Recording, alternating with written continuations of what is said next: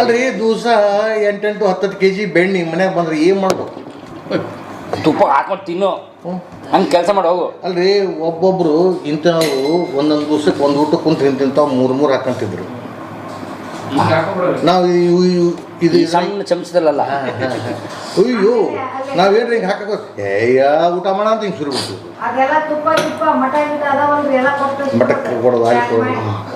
ನಮ್ಮ ಅಜ್ಜಂದ ನೋಡೀವಿ, ನಮ್ಮಮ್ಮ ತುಪ್ಪ ಕಾಣವಲ್ದು ನೋಡ ಒಳಗೆ ಹತ್ತವಲ್ದು ಹಾಕ ಹೇಳ್ಬೇಕಾದ್ರೆ 80-90 ಇರೋರು ಏನ್ರಿ ಆ BP ಎಲ್ಲ ಶುಗರ್ ಎಲ್ಲ ಏನಿಲ್ಲ ಅವಕ್ಕೆ.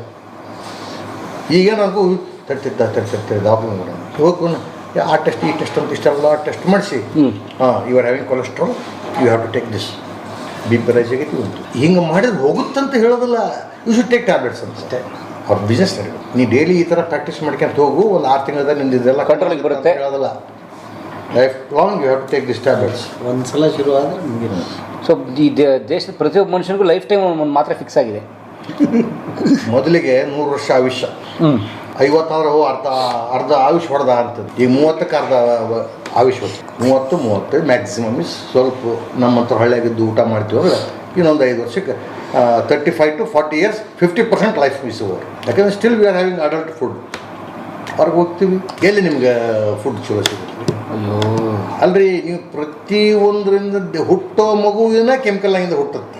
ಹುಟ್ಟಿದ ಕೂಡ ಆ ಇಂಜೆಕ್ಷನ್ ಮಾಡಿ ಈ ಇಂಜೆಕ್ಷನ್ ಮಾಡೋದು ತಾಯಿ ಹೊಟ್ಟೆಗೆ ಹೊರಟಿರ್ತಾರೆ. ಕರೆಕ್ಟು, ತಾಯಿಗೆ ಚುಚ್ಚಿಬಿಡ್ತಾರೆ 25 ಇಂಜೆಕ್ಷನ್. ಏನು ಮಾಡ್ತೀರಿ?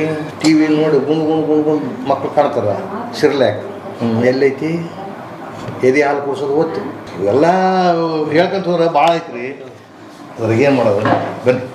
ಕೌಲೂರು ವಡೆ ಭಾಳ ಚೆನ್ನಾಗಿದೆ, ತುಂಬ ಸಂತೋಷ ಆಯಿತು.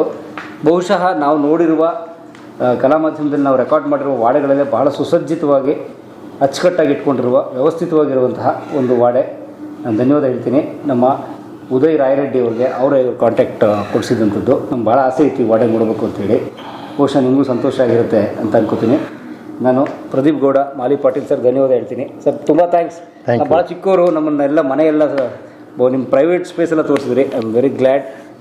ಧನ್ಯವಾದ ಹೇಳೋಣ ನಿಮ್ಮ ಪರವಾಗಿ. Thank you sir. Thank you. ಅವ್ರ ಮಕ್ಕಳು ಇದ್ದಾರೆ. ಥ್ಯಾಂಕ್ ಯು, ನಿಮಗೆ ಒಳ್ಳೆಯದಾಗಿ.